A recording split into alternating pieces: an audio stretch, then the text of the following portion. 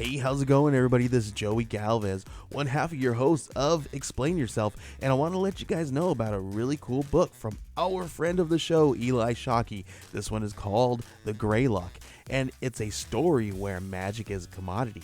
Potions are sold at corner stores. Orcs and dwarves earn a living in cubicles, not on the battlefields. But there are those who resist the house's magic's laws. Branded a criminal and forced to live as a wand for hire, there is a spell slinger they call the Greylock. Check this one out. You guys can pre-order issue 3 right now with code JAN241939, and make sure you guys are heading over to your favorite LCS and letting them know that you want Greylock number 3, and maybe pick up the first 2 issues. You could do that at the Scout web store. So make sure you guys are grabbing the Greylock number 3, JAN241939 at previewsworld.com.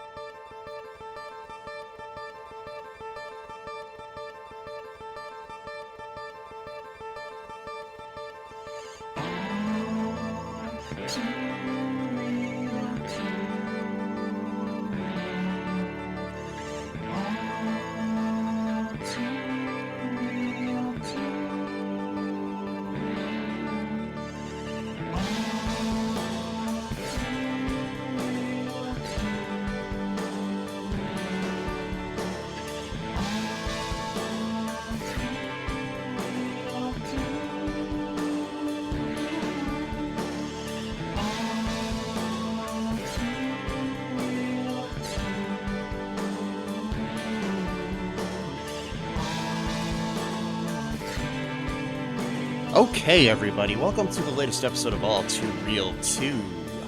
My name is Michael E. Cullen II, and with me, as always, is Matthew Maniac Haas. You're a maniac on the floor. Oh, wait, no. Just anyways. So, so today on the show, we're doing our All Too Rewind, where we look back at a movie that was kind of underrated. Today we have a guest bringing the movie, Chris .R. Notarile. Anyways, he's a filmmaker himself. He makes a lot of fan films. He's a 2005 graduate from the School of Visual Arts, and in New York City. He nearly amassed 20 shorts before he graduated. By 2017, well over 300 now. So wow. In 2017, and he's done many since then. He does his popular horror fan film, The Nightmare Ends on Halloween, is a horror short that brings Freddy, Michael, Jason, Leatherface, and Pinhead together. He does a lot of really cool fan films. He's got his own films, too, that he's done. He has a company called Blinky Productions, which you can check out. We'll link all his stuff in the show notes. But we're talking about Maniac Cop. What were your thoughts on this movie, Matt, that when you watched it? No, I really loved it. I never watched it before today, actually, and I wasn't really sure what to expect from it. But yeah, I really enjoyed it a lot. There were some plot holes here and there, and the movie did kind of, lose steam with the last half hour or so. But yeah, I was actually really pleasantly surprised by this movie. Yeah, it's definitely a movie that should be watched right now. It's timeless, and sadly, in its approach to the look at cops and Blue Lives Matter and all that stuff. It's interesting, a way to look at police officers and overuse of power, which has been tackled in other properties like The Punisher and stuff, which you brought up to my attention before we started recording. Matt, you had something you wanted to say about that? Oh yeah, kind of like about the Punisher. For example, there's a lot of people who are super Blue Lives Matter. Like they look up to the Punisher. I mean, you even see it sometimes where you'll see like the Blue Lives Matter flag, and it'll actually be over the Punisher's logo, and it's like that's total misrepresentation of what the character is about. It's like, I mean, like almost willful at a certain point where it's like they know that they're misrepresenting him, like they just don't care. Yeah, it's almost to the equivalent of like putting I don't know, Martin Luther King's face over a swastika. Whoa! I'm just saying. It's about the same thing. Totally the opposite of what you're going for here. Anyways, here's our interview and talk about Maniac Cop with Chris R. Notarile, and hope you enjoyed this. Okay, I'd just like to thank Chris for joining us here. So first off, we're gonna just ask you a little bit about yourself. I know you're a filmmaker yourself, and so just tell me a little bit about yourself, like what got you into filmmaking and stuff like that. Well, I am a filmmaker. I've been making movies now for the last 17 years. Wow. Believe that? 17 years. Yeah, come January, my movies will be legal.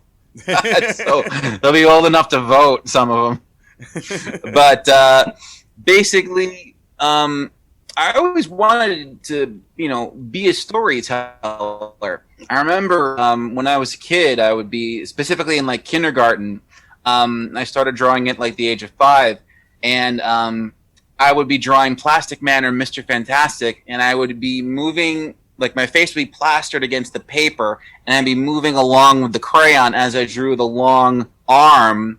And it was kind of a way to simulate motion for me. Like I'm telling my story as I'm drawing. So in my head, Plastic Man or Mr. Fantastic are stretching out and reaching for something as I'm moving along and I'm drawing the whole arm. And then of course, pull back and finish the hand and go back and everything like that. But it kind of came from that, the idea of creating and being able to tell a story and then wanting that story to move, to come to life, is kind of where it all originated. So I guess I wanted to tell stories since I was 5 years old.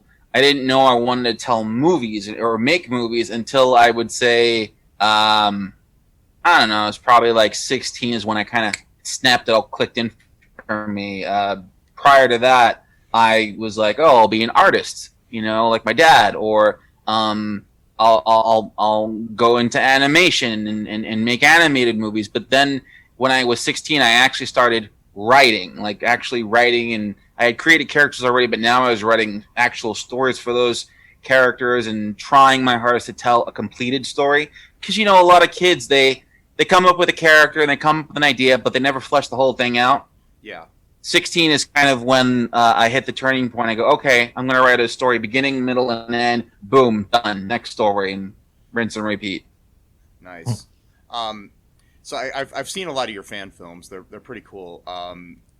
What drew you to making like fan films as some of your major output that you got going on?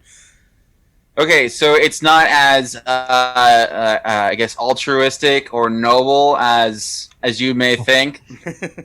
I had seen Batman Dead End in 2003, yeah, and I was at Dragon Con, so I'm watching it on the big screen, the costume contest, and the movie comes on, and I'm like, huh. I had heard about it prior to everyone talking about, oh, it's Batman versus Predator, and the alien is in it, and Joker is in it, and I'm like, really? Okay, cool. And I checked it out, and I'm like, not bad. It's a big movie. It's a fan film, and he kind of sort of told Hollywood where to stick it, because that last incarnation of Batman had rubber nipples, So it was nice to see something, and then on top of it, it was getting major press. Kevin Smith had reviewed it, and all these magazines were talking about, this is how Batman's supposed to be done. And I'm like, well, shit, that's how you gotta get known. You gotta get your name out there. And I hadn't started making movies yet, and I was getting into it. I was going to college. I'm like, all right, I'm gonna go to college. I'm gonna learn animation, and I'm gonna cross to movies. And I was like, how am I gonna do that? And I'm like, oh, that's how I'm gonna do it. I'm gonna do a fan film of my own. Ha ha! I will do what Hollywood cannot. And that was where it all started with me. I said, what can Hollywood not do? Because that's, I think, what a fan film should be. It should be what Hollywood can't do, you can. And, having Batman and the Predator literally on screen together is something Hollywood cannot do. Yeah. Because, especially now with Fox being owned by Disney and the legal dispute over Predator and Batman still with Warner Brothers, that'll never happen. Too many egos, too many lawyers, too much money involved. It's not going to happen. So I said to myself, what can I do that is just like that? And I settled with The Nightmare Ends and Halloween, which was Freddy, Jason, Michael, Leatherface, and Pinhead all in one room. I go, that'll never happen. They'll never be able to pull that one off. And that'll be my idea. Have you seen the documentary about the Batman Dead End? Yeah. I actually, I know Sandy personally, and he sent that to me, and I watched it, and he's like, what'd you think? I go, it's a lot longer than the actual movie. But yeah, a guy I went to college with actually directed that documentary. So, and he and Sandy, had a big. He's very, I'm proud of him. I'm glad that he managed to, make a career out of doing what he did. But the documentary itself, was a little like. It felt like it was one of those movies that was produced by somebody else, and someone's like, I want to make a documentary on Sandy Colora. But it was Sandy Colora making a documentary on Sandy Colora. Yeah. So. Yeah, I know, because my friend Eric, who directed it, he had a falling out with Sandy. I don't know what's going on with them, but yeah, I went to college with Eric. I've known him for like 25 years or so now, so he's a good guy. But yeah, the documentary did seem kind of like a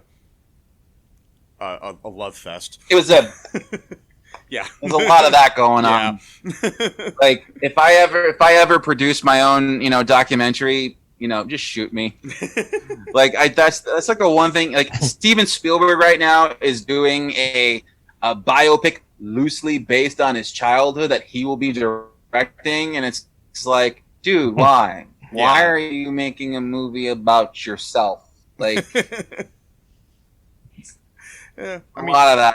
I don't condone that. I mean, there is the whole thing where you write what you know, but still to the point where it becomes. Yeah, I know, but it's all. Did you ever see that bit on Family Guy where they did a cutaway and the screenwriter goes, "Well, I just finished my movie script. Now I'm going to direct and star in it. But how bad do I want the role?"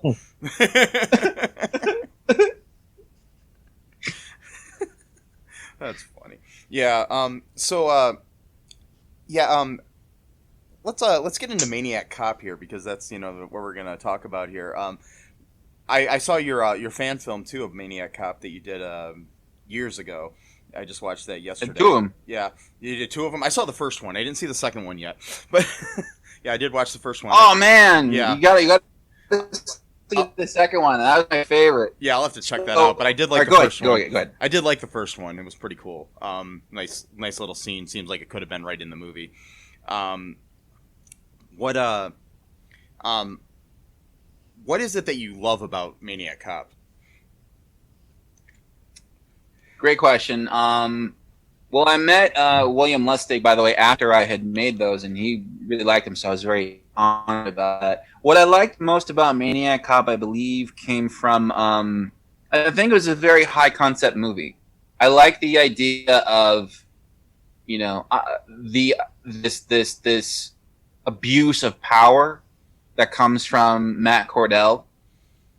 The badge, the uniform, what a policeman is supposed to represent to the public, to protect and serve. Yeah. And then having completely go in the opposite direction and, cause this nightmare effect in New York. And there's that great scene in the movie where the old lady gets pulled over and she goes, "You're not going to get me," and just shoots the face off of an innocent cop who's just trying to help her. Yeah. I thought that was really cool, and I thought that was a really high concept thing to explore, especially in a slasher film. You know, that was and if we just watched the movie the other night because it's scarier now when you're watching like those street interviews where those people are talking about the police and how when you see a cop you cross the other side.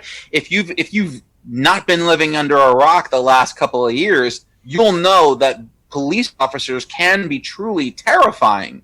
So for a movie that is now 33 years old to tap into so long ago when we were living under the Reagan administration where it's always good morning in America, conservative values, respect the police, and you have the Maniac Cop going around, that was truly ahead of its time. So naturally I was compelled to want to do something with that. I was watching it the other night and I'm like, this is so needs to be seen right now. Because I mean, with all the Black Lives Matter, I tried thing.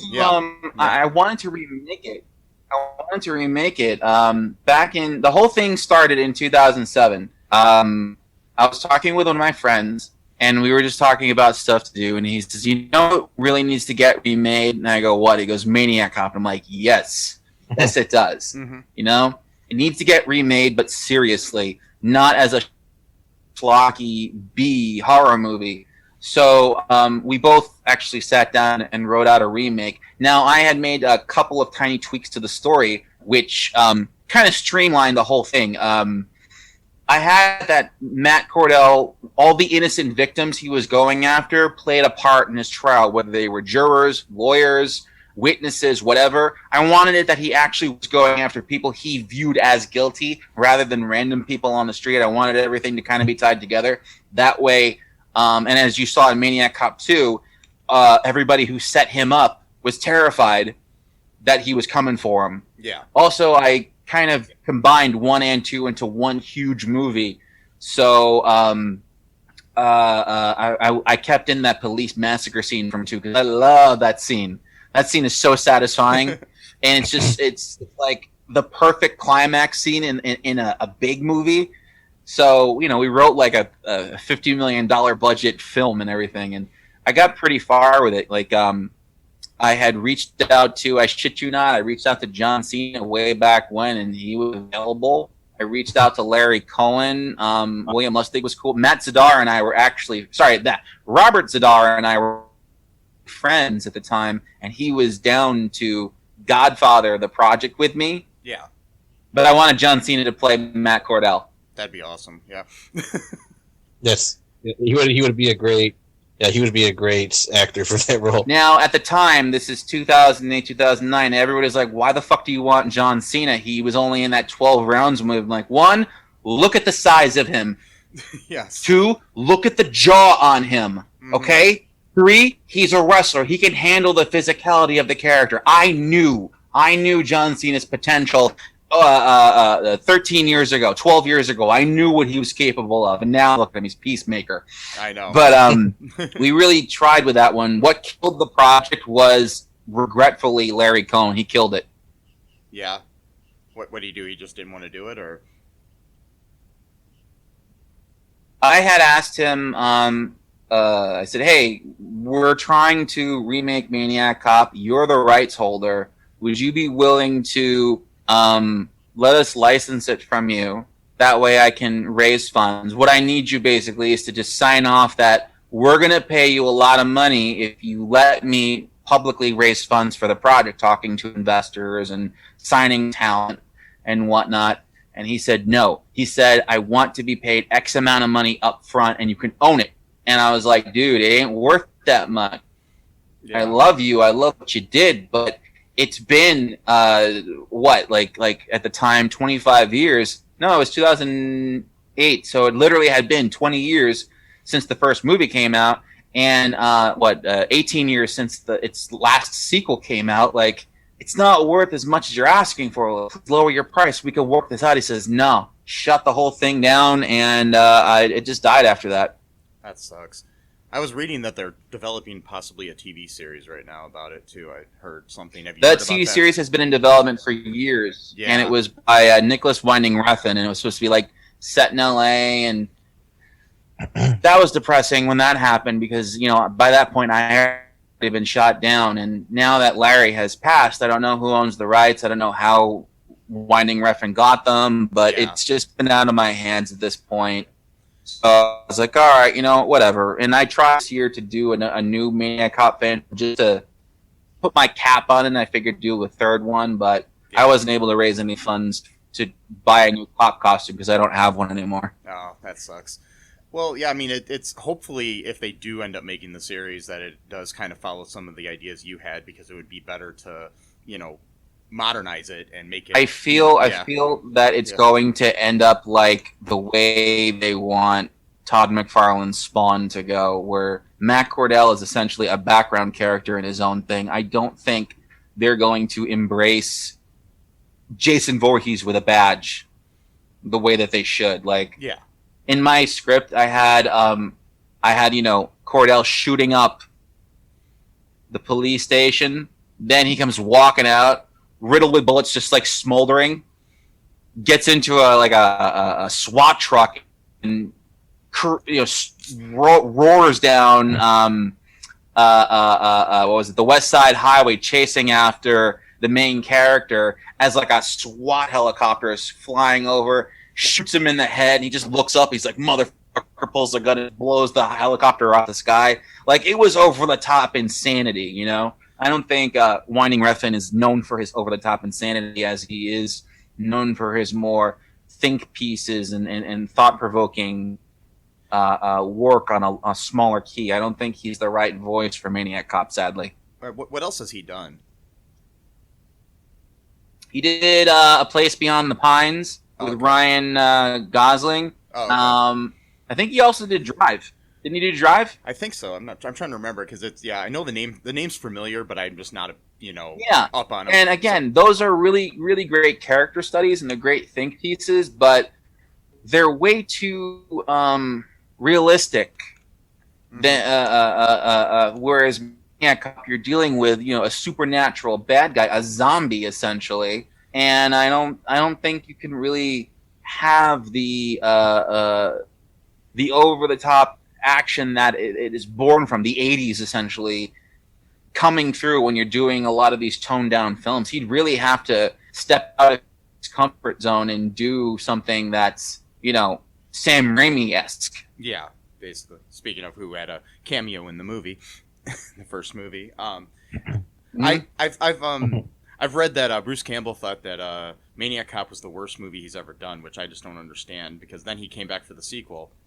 I don't think it was the worst, but I know he's not fond of it. Yeah. And I do feel I see where he's coming from with that film, and I feel that it's just a byproduct of the time, because it was an 80s film and it wasn't big enough of a budget, and Jack is this passive hero until the very end. He doesn't really do a whole lot.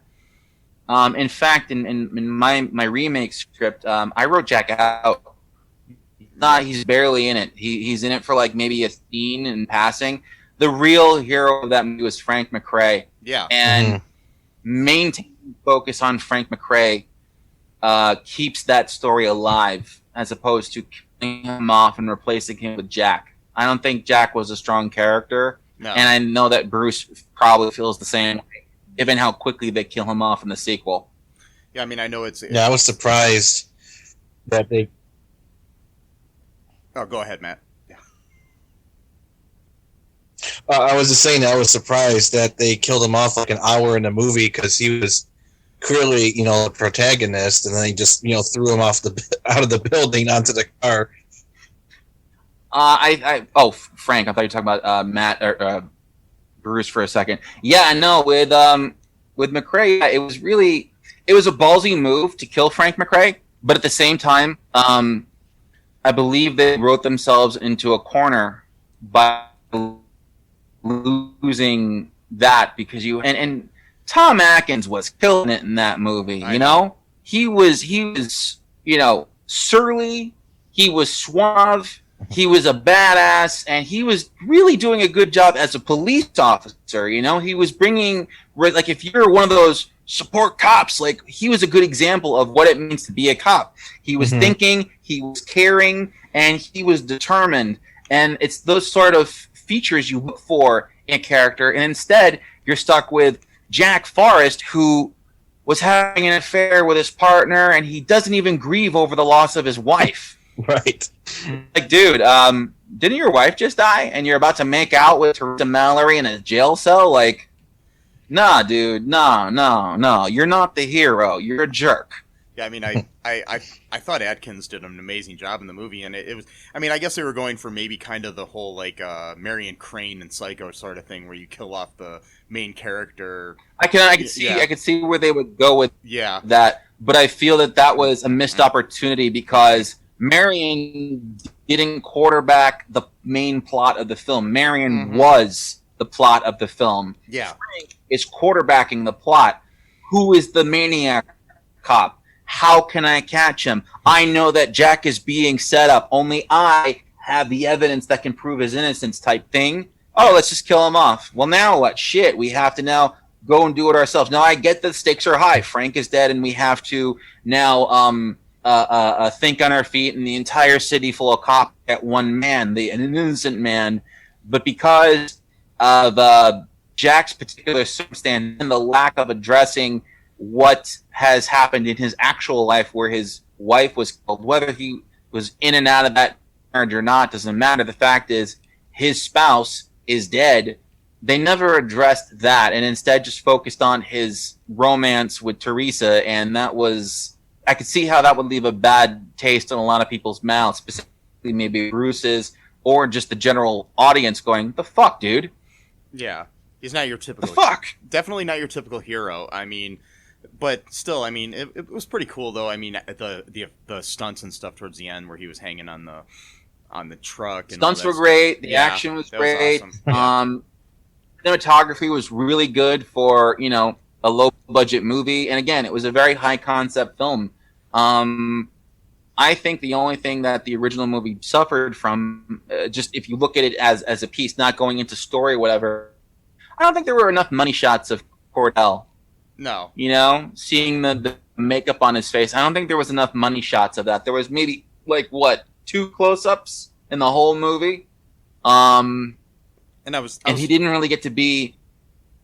I was just saying, I noticed, too, when they had the close-ups and then they cut away to the wide shot, it was kind of like, they didn't really match either, too, some of the times. Totally. No, they didn't match at all, and the makeup was almost different in some shots. Yeah. I feel that obviously they improved on his look in Maniac Cop 2. Yeah. You know, making him look like an actual zombie and everything. Believe it or not, I prefer the makeup in Maniac Cop 3. I really like just the whole burnt look, having him just be this massive, like, burnt milk dud. Yeah. I thought was really, really cool looking. Yeah, I mean, it was kind of like what happens after you've been dead for a while. You kind of get to look worse as you go, sort of thing. Yeah.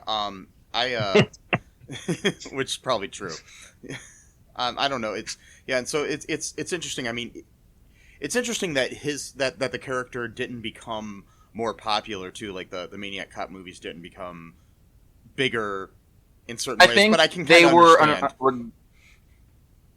They were regretfully drowned out by everything else at the time. Everybody was doing a gimmick. Yeah. You had Freddy with his claw and the dreams and the sweater, and you had Michael on Halloween with a knife, and you had Jason with a hockey mask and a machete or anything else you could fucking grab. And then you had Matt Cordell, who was, you know, a police officer and everything like that. But then you had Psycho Cop, the ripoff movie. Yeah.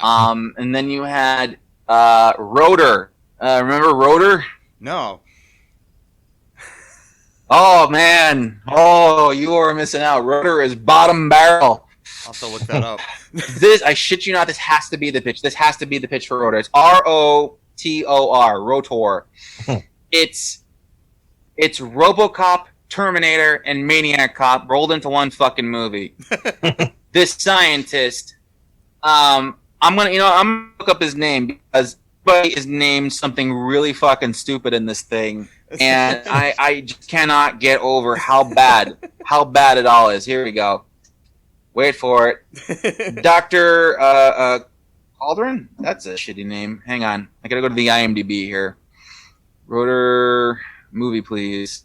Damn it. It has amazing box art. That's what caught me because I remember I was in the video store and it had this amazing art that looked like it was for like Duke Nukem. It's just this muscular cyborg with a gun, and he's standing on top of a flaming motorcycle in this vast wasteland. But in the actual fucking movie, it's just this dude with a goddamn mustache. You never even see his robot form, and his actual robot form is this plexiglass stop motion. It's so terrible. So yeah, it's Dr. Barrett Cold Iron, and he teams up with Dr. Steel, and they have to stop Rotor. And I swear to God, the Dr. Cold Iron, he's got a blonde mullet, and he's a cowboy. So he talks like this at the side of his mouth, and we have to stop Rotor. Rotor is the deadliest thing I've ever created. I'm like Dr. Frankenstein right now. I'm telling you, he's dangerous.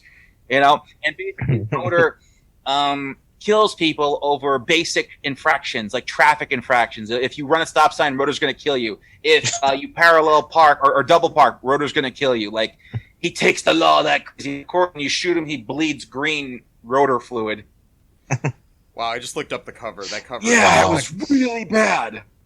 That cover is really would catch. Amazing color. Yeah. The first 20 minutes of the goddamn is just like Dr. Cold Iron, and he's like going day as a cowboy, and he just so happens to be, a scientist cop doctor thing.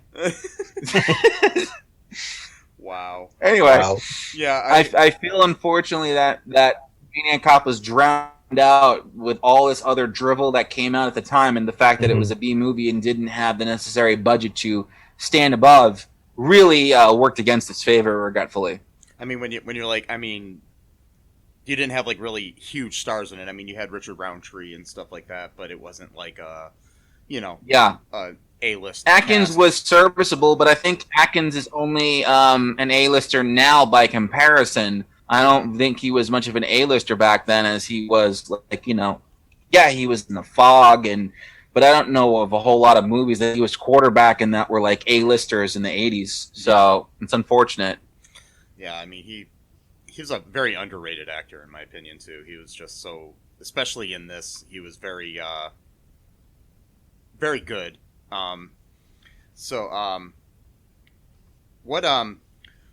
What kind of legacy do you think this film might have? Like, I mean, besides the whole, like, remake and everything that might happen, but, like, the whole, like, what kind of influence do you think it had on other films? If any. I think, well, on my films it had definitely some influence. There were some really good shots in there, like the shot where the jazz guy, the saxophone player's hands were cuffed behind his back and he was running, and the camera's tracking with him. I thought was a good shot. I believe that I really like the opening title sequence of him suiting up. If you watch my second Maniac Cop short, I actually paid homage to that visually. I really like the idea of how they were dressing the Maniac Cop. And you see where certain things are being added, like when he closes the gun, it's Robert Zadar's name there, knowing full well he's the Maniac Cop. And the score, I think, was really good. Especially the opening title sequence was, an amazing track. And I feel that probably everything leading up to the moment Frank McCrae dies is probably a solid A movie. Yeah. Because Cordell's a character, when you look back at his actual memory of what happened when you do that flashback to prison, I thought that was really well done. And I think anybody watching the movie now could see that and see signs of a really good filmmaker, a really good story, and see a high concept piece. And then unfortunately, of that high concept into schlock, regretfully. So yeah, I think the legacy that it carries is also a cautionary tale to filmmakers too. You know, myself being that, like, when I watch this movie, I see how a really great idea can be utilized, harnessed, and corrupted all at once. Yeah, I mean, it does make sense. I mean, I know watching it again now, because I hadn't seen it probably since I was a like kid. So watching it now, it has. I mean, I'm in the middle of writing a horror script, so which it's kind of it did kind of like spark some ideas in my head, you know, which I think will be very good influences, you know, and I think a lot of the movies of that era have helped. I think a lot of modern day, you know, horror filmmakers and things of that nature that are basically helping to tell suspense in a way that, you know, might be schlocky at times, but it's very, you know, suspenseful in certain ways. I don't know. Yeah, absolutely. And I think with Maniac Cop having the fear mongering of a police officer, I never saw any of that prior to Maniac Cop. And I haven't seen much of it since, at least done the way that it was done in the movie. Like, during the traffic stop scene specifically, you know, the two people are at the traffic light, Cordell walks up, just taps on the glass, and says, you know, come with me, like that. And they even talk about it. McCrae says, like, you know, when a cop shows up, you do what you're told. You know, you could be walking into a trap and not realizing it. And I think that's really fertile territory in terms of horror, especially now more than ever. Yeah. I had a really nifty idea that I haven't taken much out of development, but it was called Officer, and it was just about an escaped mental patient who kills a cop, steals the outfit, and then like terrorizes people using the idea of a police officer. How long will you comply before you start questioning and then get killed type situation, you know? I like that idea. Right. Yeah. Yeah, this like you said, like this movie came out in 1988, and it does feel so current. Like when they're doing the interviews with those people, like I'm sitting there thinking, like this could have been made like today, like 2021. Absolutely. One of the guys says they love killing. That's why they're cops. Right. And I've heard people say that now. That exact phrase. And I'm like, this movie is literally 33 years old, or 34. I don't know. And then yeah, it was very interesting when I saw that, because I mean a lot of this stuff is resurgent anyway. I mean we kind of go through phases of social issues or whatnot, so we're kind of seeing sort of like you said, like the Reagan administration, a lot of attitudes are sort of kind of resurfacing a little bit. So And just imagine if Matt Cordell wasn't horrifically disfigured and was able to articulate. Imagine if he was able to act as a real police officer, but you know he's still a maniac cop. Like that's even worse, because he could go into your home, he could lull you away into a false sense of security, kill you when you least expect. Like these are terrifying ideas. I mean, how many times have you been driving and a cop pulls up behind you, and after seeing everything on the news now, you're like, oh shit,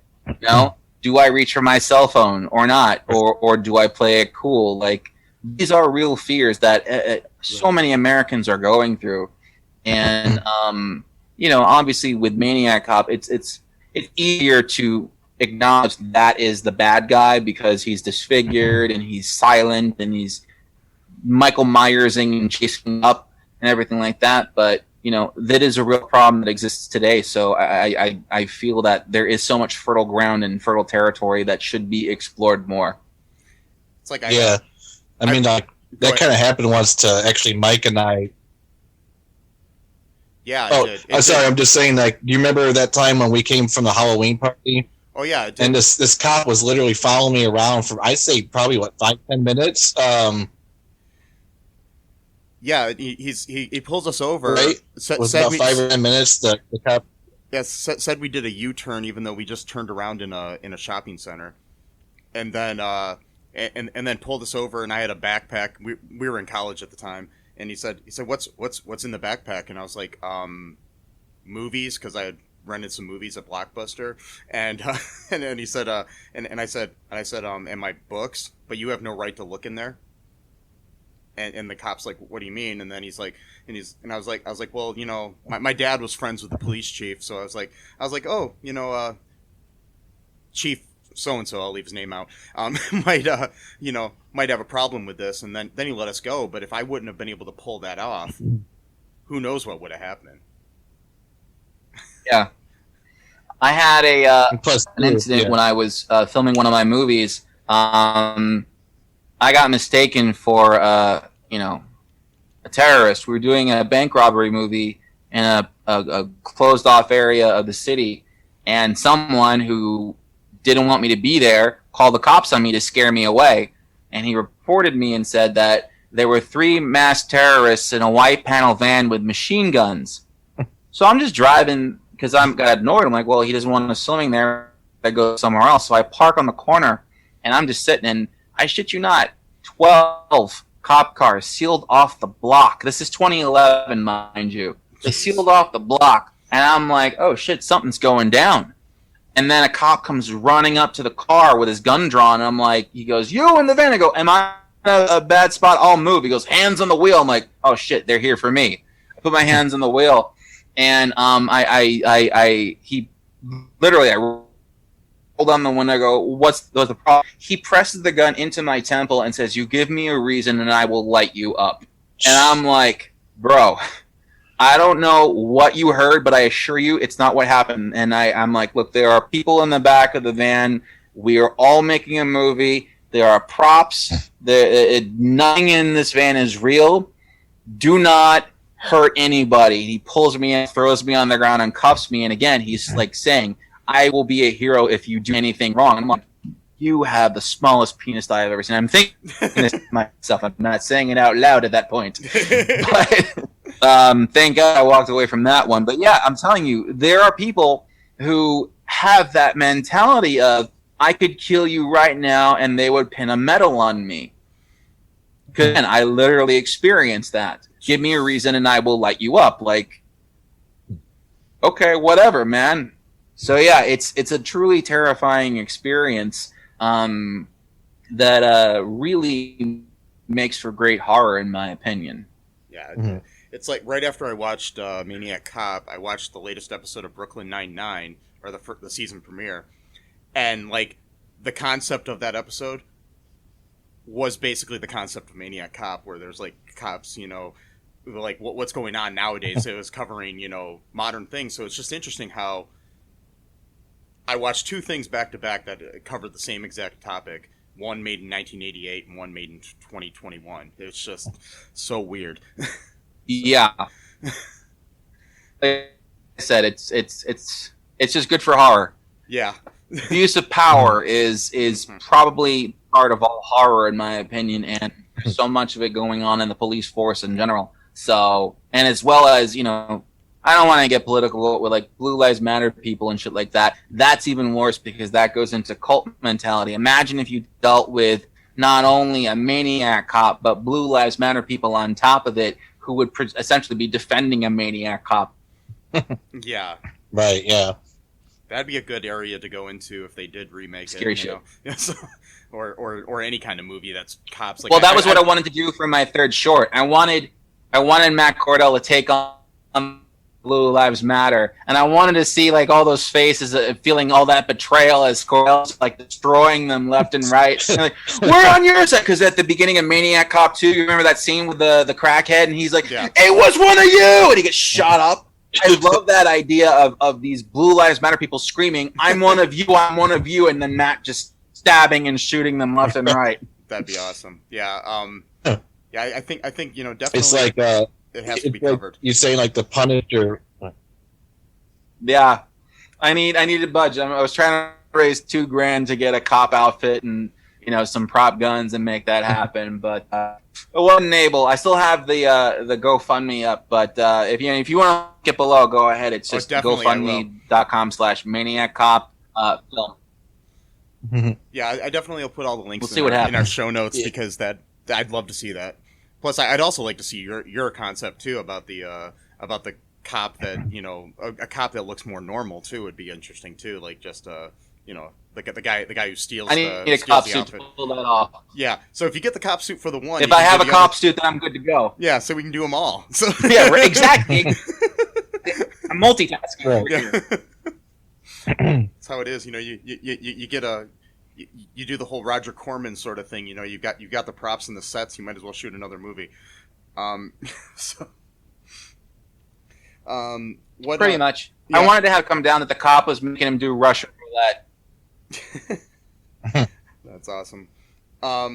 So before we wrap things up here, anything else you want to say about Maniac Cop before we stop on that, and then I'll talk to you about your where people can find you and stuff.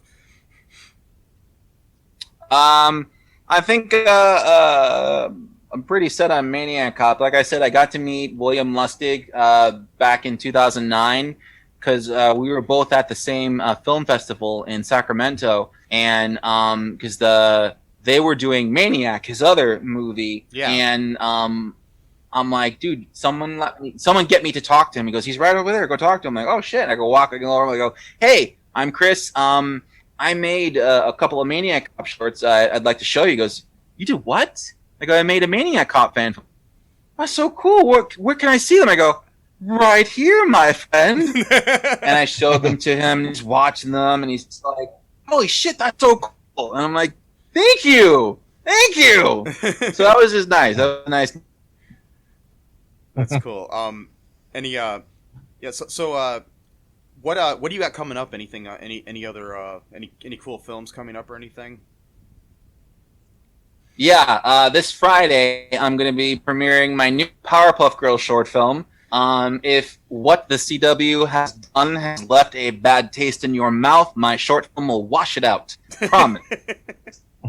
Yeah, I know that Chloe Bennett just left that and all that project and everything. She left that project, and that was a smart move on her part. I commend her for doing the right thing in this instance. The last thing you want to do is have your career marred by, either controversial or bad work that you're not proud of. And I know that was a personal choice, not a scheduling conflict. I'm going on record to say there was no scheduling conflict. She just wanted out, and she took the first out she got, and she got it.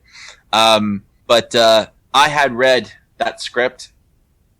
Now, I had made a Powerpuff Girls fan film back in 2016, right? And I was good. I'm like, I made my fan film. I'm good. I don't need to do another. Then I read that script, and I'm like, fuck, that's it. I'm making a new one. I'm so angry right now. I'm going to make a new Powerpuff Girls fan film. That's how mad I am. Yeah, no, I'm glad she left because I'm a huge Chloe Bennett fan. I loved Agents of S.H.I.E.L.D., so I loved her on that. She was my favorite character. No, so, she's great. Yeah. She's very likable. Yeah. And I feel she was truly, from what I read in that script, she would be absolutely underutilized because they made everybody so unlikable, as if they were trying to make them unlikable. And I'm like, why would you do that? Chloe Bennett is a very nice, a warm person on S.H.I.E.L.D. Now, I know I'm not saying that's who she is as a person, but Daisy is a very warm and likable character. And that is probably a lot of people's first introduction to her as an actor. Yeah. I don't know who the hell she was for the Agent of S.H.I.E.L.D., and I'm sure a lot of people didn't either. So to take that, this very nice and positive force of, feminine energy, superhero energy, all these things, and then turn her into this empty, spiteful, angry, bitter superhero, you're just like, this is bad. Yeah. So I'm glad she's out of it. Well, hopefully they do get some good rewrites on that or something if they want it to succeed. But if not, oh well, it'll be a one and done sort of season. The rewrites are being done by the same people who wrote the first version of the script. I mean, for like Dove Cameron and Donald Faison's, like I like them both as well, and I hope for their sake that it's good if they stay on. But who knows? Maybe they'll have scheduling conflicts too. Dove Cameron was expertly cast, but she needs to dodge that bullet too. I'm telling you, it's going to be a train wreck. Yeah. Well, Where can people find you online? I'll link all the stuff in the show notes too, but where can they find you? That is an amazing question. I'm glad you asked. You can find me on Blinky500 on all social media, Instagram, YouTube, Twitter, Blinky500. My channel handle, all of it. Facebook, Blinky500. And like, share, and subscribe my stuff. I guarantee you I have something for everyone on my channel. Literally, something for everyone. If you're a pop culture fan, you definitely have a fan film out there for them. I know, because I've watched several of them. Pretty much. I loved your Skynet movie. That was really cool that you just did recently. I loved that one. So, thank you. Yeah. Ooh. Yeah.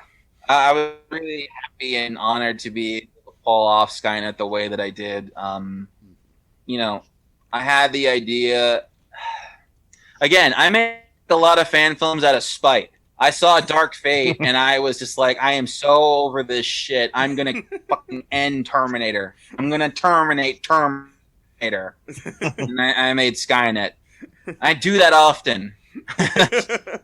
I will watch something that I like and see how bad it is, and I'll be, that's it. That's it. I'm killing it. I'm going to kill it myself. Hold me down. Don't hold me back. I'm going on in. And I killed Michael Myers in 2007 because they were going to end the thing in favor of the new remake. And I fucking killed the Terminator now. It's dead. So, and I'll do it again, too. I'll do it again. I'll kill again. just go ahead, Hollywood. Fuck with something. I'll kill him. We'll take that totally out of context and make people think you're a terrorist. For real. No. No, yeah, just give that one clip of me going, I'll kill again, I swear. Just have that loop. You're on Exhibit A. He said he'd kill again. Well, I'd like to thank you for your time tonight. If you ever want to be back on again to talk about any other movies or any of your projects, just let us know, and we'd love to have you on again. It was great talking to you. Anytime. I have no life. Okay. Me either, so it works. No, okay, so thank you. And, all right. Yeah. Have a good night, Chris. Okay, that was our interview there with Chris R. Notarile, Chris R. Notarile, yes, as he likes to do, just a message, message people and tell people that that's the way you got to say his name. It's kind of like I insist on being called Michael E. Cullen II. I don't want, because it bothers me sometimes when people forget the E. Yeah. Yeah. So because I put that in there as honor of my grandparents Emmett and Eleanor. So there you go. Yep. Little fact about me that you didn't know before now. So yeah. That was a fun interview, Matt. Anything else before we wrap things up here, Matt, that you had to say? No, I'm good. Just go ahead and watch this movie if you have not seen it yet. It's interesting. It's pretty good. Yeah, I mean it's very sadly relevant, like we've said. Hopefully you enjoy it, and hopefully if they do a remake of this, that it isn't, misinterpreted, I should say. You know what I mean? That right. they don't take it in a direction that the original producers didn't intend. But for right now, make sure you check us out on Facebook and Twitter. And we got Cullen Park Productions there. We've also got All Too Real 2 Facebook fan page, also the All Too Real 2 podcast group here, which you can join on Facebook. It's the best way to get a hold of us. If you have a movie that you'd like to come on and talk to us about in our All Too Rewind, we would love to have you on. Just let us know. You can send me a message at mike@cullenpark.com. Also, be sure to check out our Patreon, our TeePublic, and subscribe, share the show. You can follow us on any kind of podcast app that whatever you're listening to us on right now. So obviously you found us if you're listening to my voice right now. And if you're not, and if you're somehow hearing this and you haven't found us, seek medical attention. Because I'm just one of the voices in your head. Whoa. That's like surprisingly deep right there, man. Yes, it is. But Until next time, folks, be safe, wear a mask, wear a condom, and bye-bye. Thanks for listening to All Too Real 2 podcast, a Cullen Park production. Produced and edited by Michael E. Cullen II. Music by Matthew Hawes. Subscribe and share the show. Visit us at cullenpark.com.